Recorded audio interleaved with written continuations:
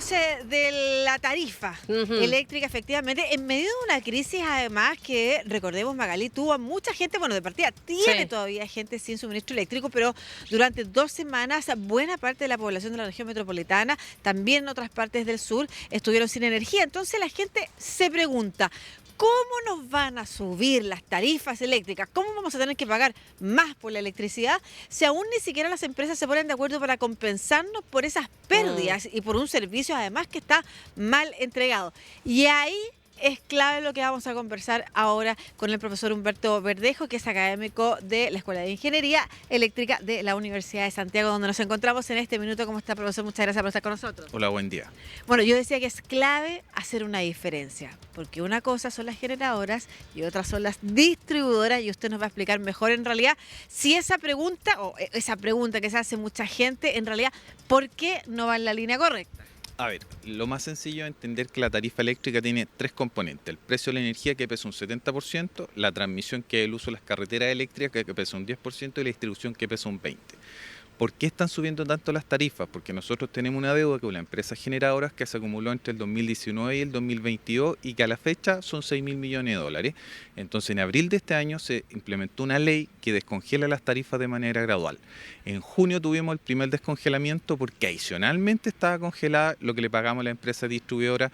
El segundo congelamiento fue en julio, donde subió la tarifa de manera importante para los consumidores de alto consumo, y ahora en julio viene el segundo o tercer escalón de incremento de tarifa para ya tener el incremento final en enero del 2025. Entonces, ¿por qué suben las tarifas? Porque el precio de la energía estaba congelado, tenemos que normalizar las tarifas y comenzar a pagar la deuda que tenemos acumulada desde el 2019.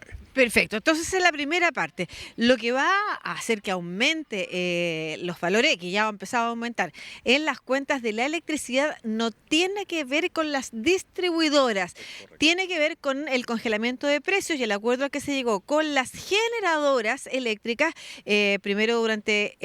es como estallido social y pandemia, ¿o no? Justamente, primero 2019, producto del estallido social, esto evitó, digamos, el 2019 un alza de un 9%, y por eso se implementó el primer mecanismo de estabilización. Cuando asume el gobierno actual, se encontró con un problema, que el mecanismo había fallado y que las tarifas tenían que subir un 45%. Entonces se implementa otro mecanismo de estabilización que desafortunadamente a los 6 meses ya dejó de funcionar, y eso empezó a acumular una bola de nieve tan grande que si no se normalizaba de acuerdo a lo que se definió en la ley de abril de este año, las tarifas debiesen haber subido en enero del 2024 por lo menos un 150%. Claro, o sea, deuda que no se paga hoy, se paga después con mayores intereses, y en el fondo lo que se hizo en ese momento para no provocar mayor molestia en la población. Recordemos que el estallido social se genera cuando se avisa, o sea, los primeros movimientos de protestas se generan cuando se anuncia el alza del transporte público. Entonces, sumarla además el alza de las tarifas eléctricas, en ese momento para la clase política era no, paremos esto. Pero el parar eso significó que lo tengamos que pagar igual posteriormente. Sin embargo, es bien importante la aclaración. Esto no tiene que ver con las distribuidoras, que son las hoy cuestionadas por precisamente su rol en no solamente en prevenir los cortes eléctricos, sino que además en cómo abordar esos cortes de suministro eléctrico para que más temprano, digamos, se hubiera recuperado la electricidad en los hogares. Correcto. Ahora, también hay que hacer un punto. El evento de hace 3 semanas atrás fue casi un terremoto, de hecho un terremoto para la red eléctrica. Hay comunas, por ejemplo, Pudahuel y Lampa, donde la infraestructura quedó totalmente en el piso. Entonces, en un contexto en que no hay una adecuada gestión del arbolado urbano, que la red eléctrica es antigua y que la red eléctrica sigue siendo una caja negra, es imposible haber tenido miles de cuadrillas de manera permanente para ir a reponer el servicio. Ahora, ¿cómo se traduce esto en una compensación al usuario? Hay dos tipos de compensaciones: las de vía ley eléctrica, que establecen que las empresas deben remunerar o devolvernos, ¿verdad?, la energía no suministrada con un sobrecargo de 5 veces lo que nosotros pagamos hoy día de hoy en la tarifa. Eso tiene un proceso que consiste en una investigación que realiza la Superintendencia de Electricidad y Combustibles, que en general dura 2 meses, para determinar si es por fuerza mayor, que en el caso de ser fuerza mayor no hay compensación y si es responsabilidad de la empresa sí hay compensación. Ahora, el Ejecutivo hizo una invitación a las empresas distribuidoras que adelantaran el proceso y algunas sí lo hicieron y otras derechamente van a esperar el proceso de investigación que determine la SEC. Y por otro lado, están las compensaciones voluntarias vía CERNAC, que esas son a través de una negociación donde se establece una compensación fija para todos los usuarios, diferente a la compensación eléctrica que es por casa individual.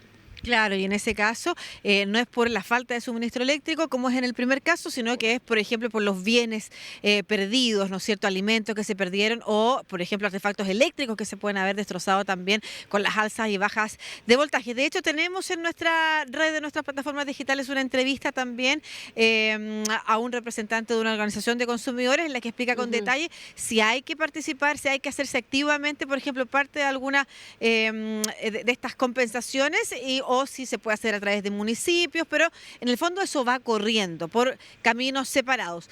Esas compensaciones podrían mermar el costo de la tarifa eléctrica que se va a tener que pagar en los próximos meses.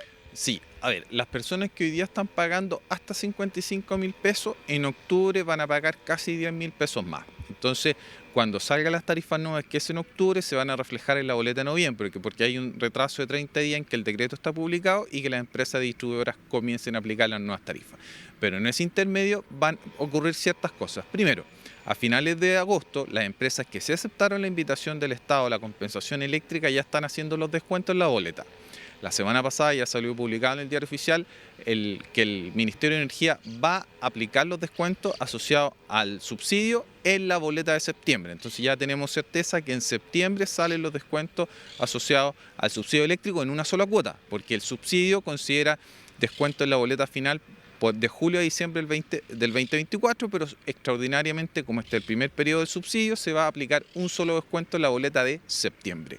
Y ojalá que en septiembre también salgan los descuentos por las compensaciones voluntarias vía CERNAC y ojalá que de aquí, digamos, a octubre o noviembre ya tengamos algún grado de certeza respecto a las compensaciones vía ley eléctrica. Perfecto, muchas gracias. Entonces, así nos queda un poquito más claro. Sobre todo, Magali, la pregunta esa, ¿por qué tenemos que pagar si todavía no? Bueno, Claro. La deuda y el alza de las tarifas eléctricas es por una cosa, lo que nos tienen que compensar es por otro tipo de empresas relacionadas con el suministro eléctrico. Sí. Muchas gracias, profesor Humberto Verdejo, académico de la Facultad de Ingeniería Eléctrica de la Universidad de Santiago, que nos recibió precisamente aquí en su casa central. Que esté muy bien. Igualmente, muchas gracias. Adelante, Magali.